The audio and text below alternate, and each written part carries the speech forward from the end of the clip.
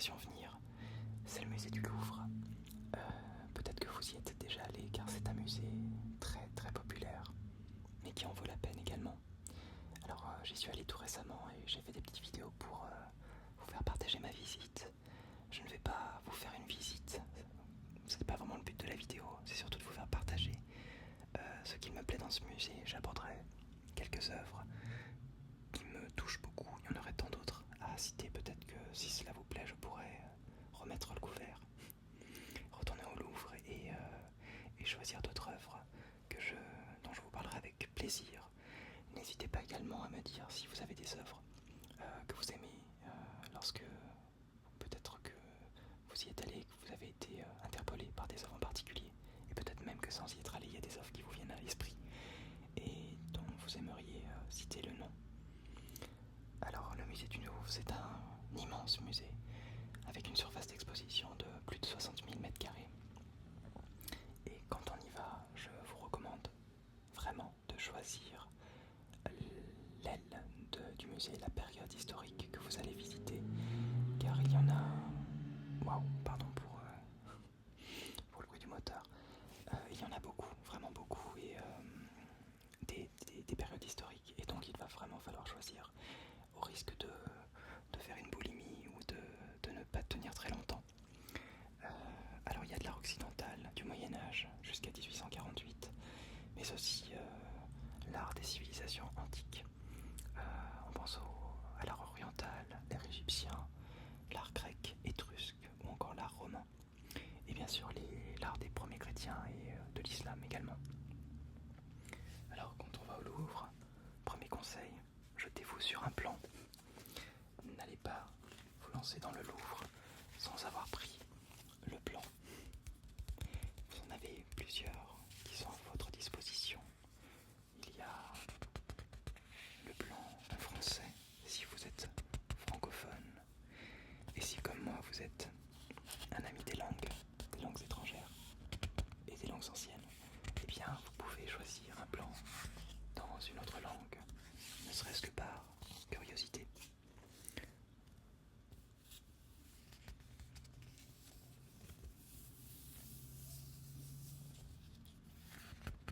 Alors je ne suis pas sûr d'avoir pris le plan de toutes les langues précisément. Celui-ci je pense que ça ne vous étonnera pas que je l'ai pris.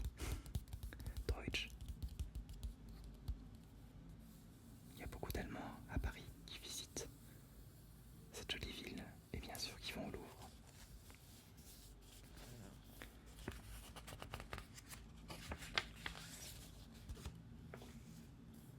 En espagnol.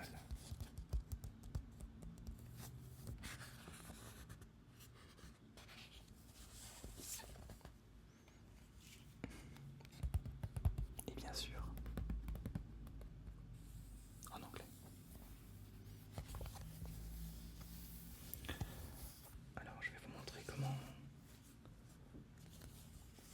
se structure le musée. Vous avez une cour centrale avec une pyramide qui a été créée sous François Mitterrand. Une pyramide de verre censée être un puits de lumière et qui fait référence aux collections égyptiennes du musée du Louvre. Bien sûr, la cour carrée. Si jamais vous n'êtes pas loin du Louvre, que vous cherchez un endroit calme pour manger, eh bien il y a toujours beaucoup de monde sur la rue de Rivoli. Et également le long des quais, vous avez beaucoup de trafic. Donc si vous voulez un coin de nature, vous allez dans le jardin des Tuileries. Et si jamais vous voulez un endroit calme et clos, la cour carrée, ici. Il n'y a pas tant de gens qui y vont, c'est assez étrange. Soit parce qu'elle est méconnue, soit parce que les gens sont plus attirés par la partie jardin ou la partie shopping de la rue de Rivoli. Et le grand dilemme quand on va au Louvre, le très grand dilemme, c'est ceci. Qu'est-ce que je vais bien pouvoir visiter? Où vais-je bien pouvoir aller? Il n'y a qu'une journée, je veux tout voir. Et si j'essaie de tout voir, chers amis, vous allez vous dégoûter de l'art. Parce que non seulement vous n'allez rien voir, plus vous allez être crevé parce que c'est très vaste. Alors, il faut faire des choix avant d'y aller. Il faut voir ce que vous préférez. Et à partir de ça, eh bien, sélectionner. Alors, déjà la première chose, c'est que quand vous êtes sous cette fameuse pyramide de verre, vous avez 3 possibilités pour accéder aux collections. Allez soit dans l'aile Richelieu, soit dans l'aile Sully, ou bien soit rentrer dans l'aile Denon, et vous reconnaîtrez la structure du bâtiment avec la fameuse cour carrée ici. Si on est en dessous, on voit un reste des fondations de la forteresse, du château fort, qui était autrefois le Louvre, sous Philippe Auguste, et les immenses ailes qui sont là, jusqu'au bout, ici et ici. Voilà. Alors je vais vous parler de quelques œuvres. On peut très bien au Louvre ne pas rester, ne pas faire qu'une période, mais dans ce cas-là, il faut être prêt à marcher un petit peu. Et il faut aussi être prêt à ne pas vouloir tout voir dans chaque salle, mais vraiment se concentrer sur des œuvres en particulier. Alors un autre petit détail, c'est que au Louvre, vous avez un guide audio qui n'est pas un simple guide, qui est une console de jeu. J'ai nommé la 3DS. Alors j'ai la chance d'en avoir une.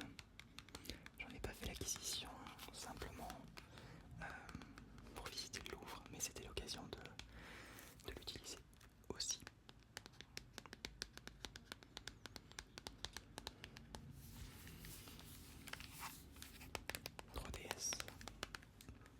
C'est la 3DS XL. Et à l'intérieur, vous avez une petite disquette qu'il faut acheter. Alors vous pouvez, si vous avez la console, le télécharger, mais je vous recommande d'acheter plutôt la disquette, la petite cartouche, pour éventuellement la prêter à quelqu'un d'autre s'il souhaite visiter le musée. Ça, c'est vraiment une superbe idée, ce partenariat entre Nintendo et le Louvre. Vous reconnaissez la Joconde. Alors grâce à cet audio guide, vous allez pouvoir non seulement visiter le Louvre à distance, c'est toujours bien quand on ne peut pas s'y rendre spontanément, mais surtout préparer une de vos visites. Et alors ça n'a pas de prix. Vous pouvez très bien regarder ceci la veille, et vous voyez peut-être la victoire de Samothrace qui tourne. Donc faire les ailes, et puis écouter les commentaires. Ça vous permet également aussi de préparer une visite si vous avez des amis que vous voulez emmener au Louvre et que vous avez besoin d'informations. Vous pouvez tout à fait les aider, les orienter. Voilà, c'est marrant, je me vois. Alors, pas un grand intérêt. Voilà.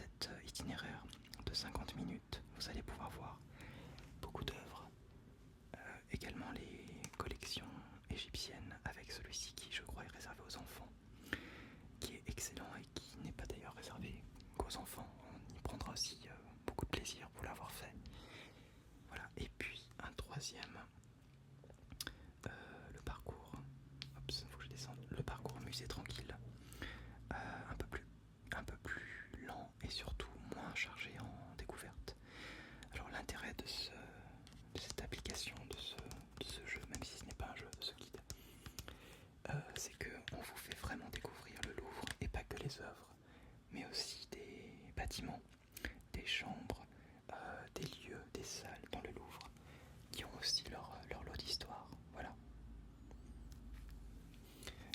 Excellent aussi, je l'ai découvert récemment. Vous avez la possibilité de rentrer directement le numéro de l'œuvre. Si vous voyez qu'il y a une œuvre dont il y a un commentaire, vous verrez à côté de l'œuvre un petit code.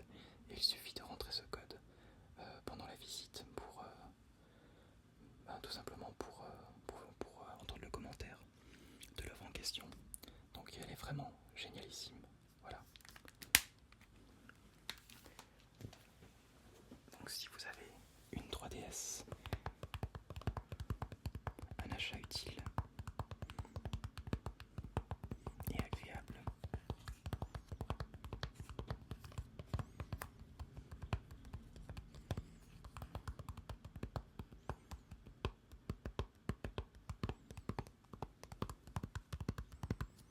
Alors pendant que je fais un petit peu de tapping avec la boîte de l'audio guide, je vais justement vous parler de quelques œuvres que j'aime beaucoup.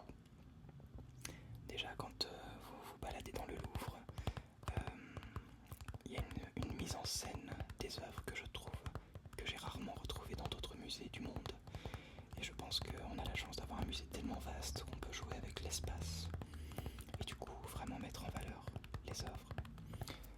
Par exemple, la victoire de Samothrace, que vous connaissez probablement.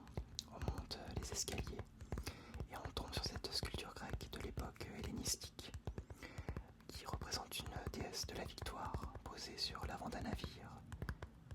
Elle fait une hauteur totale de 5,57 m.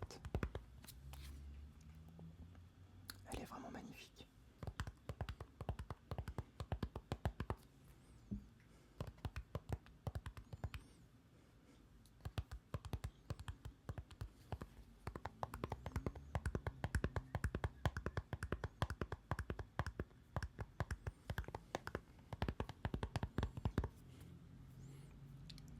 Une autre œuvre que j'aime beaucoup, c'est un petit peu cliché, mais vraiment ça vaut le coup d'œil.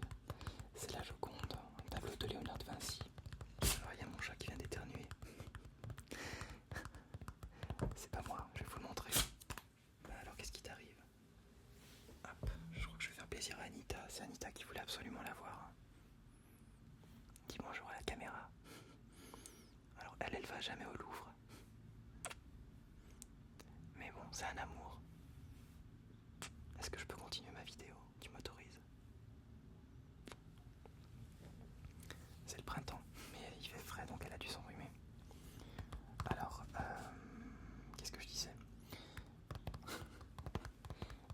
Le portrait de la Joconde, c'est un portrait réalisé entre 1503 et 1506 qui représente un portrait mi-corps dont on pense qu'il s'agirait de la Florentine Lisa Gherardini.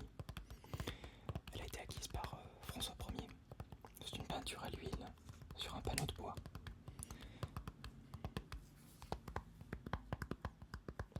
Ce que j'aime beaucoup chez De Vinci, il y a plusieurs œuvres qui sont présentées au Louvre et c'est frappant quand on compare ces œuvres avec les autres artistes de la Renaissance. C'est la transparence, les visages qui sont hautement réalistes et la texture de peau qui n'a rien à voir avec les autres peintres.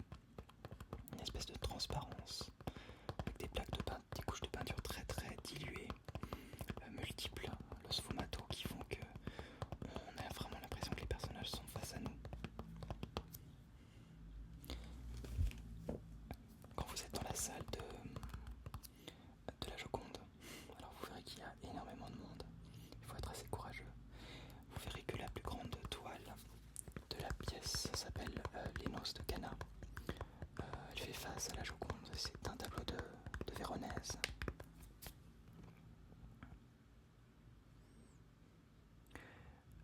Concrètement, il s'agit de...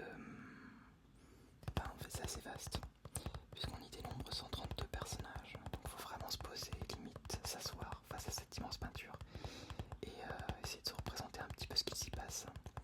On retrouve au centre de la tablée Jésus et Marie, qui sont toutes les deux nimbées d'une auréole, dont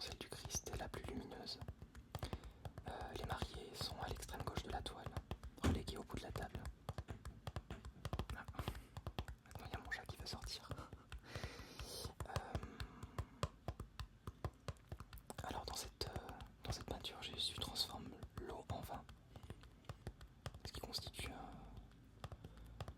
le premier miracle du Christ.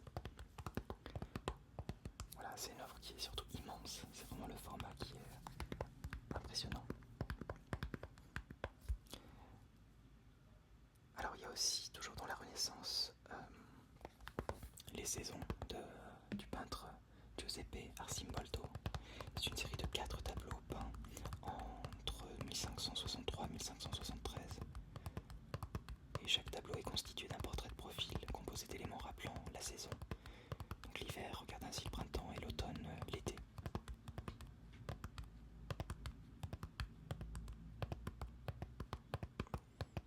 Là aussi, on peut prendre le temps de s'appesantir sur les détails, sur les éléments floraux.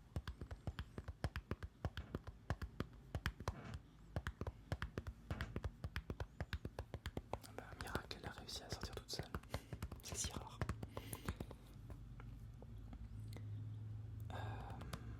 Je pense aussi toujours, je me suis fait pas mal de renaissance récemment au Louvre. Je pense à un tableau de Raphaël de 1518 qui s'appelle Saint-Michel terrassant le démon. Alors c'est un thème que j'aime beaucoup, notamment la fontaine qui se trouve place Saint-Michel à Paris, qui est très très belle aussi. C'est le combat de l'archange Saint-Michel contre le démon qui est évoqué dans l'Apocalypse de Saint Jean. À l'issue de la lutte de l'archange contre les anges rebelles, le démon est terrassé et précipité sur la terre.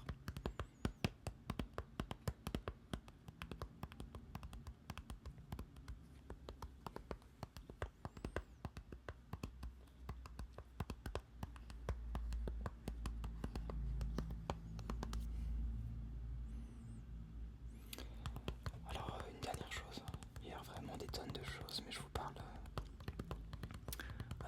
de quelques œuvres que j'ai vues récemment. J'ai dû y aller à peu près une vingtaine, je sais pas, oui, une bonne vingtaine de fois au Louvre. Et il y a des œuvres qu'on revoit, dont on voit des détails qu'on n'avait pas repérés avant.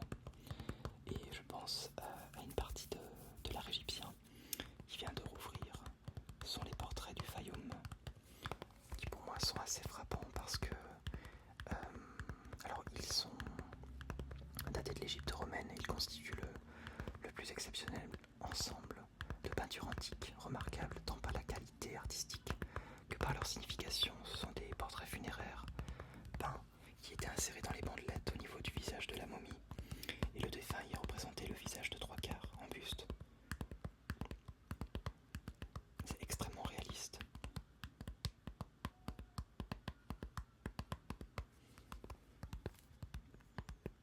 On y voit des portraits d'enfants, des portraits d'hommes ou de jeunes femmes qui sont habillés de vêtements de lin, des vêtements pourpres.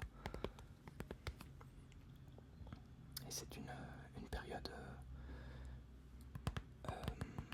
j'aime beaucoup l'art égyptien en règle générale, mais il y a un réalisme assez impressionnant, en tout cas dans ces peintures-là.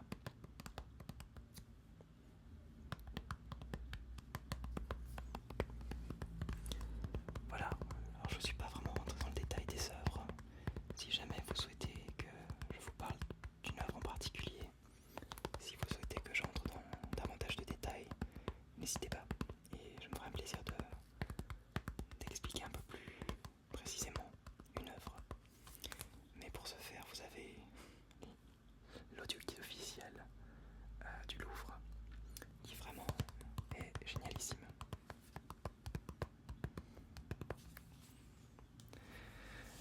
Voilà, j'espère que cette vidéo vous a plu.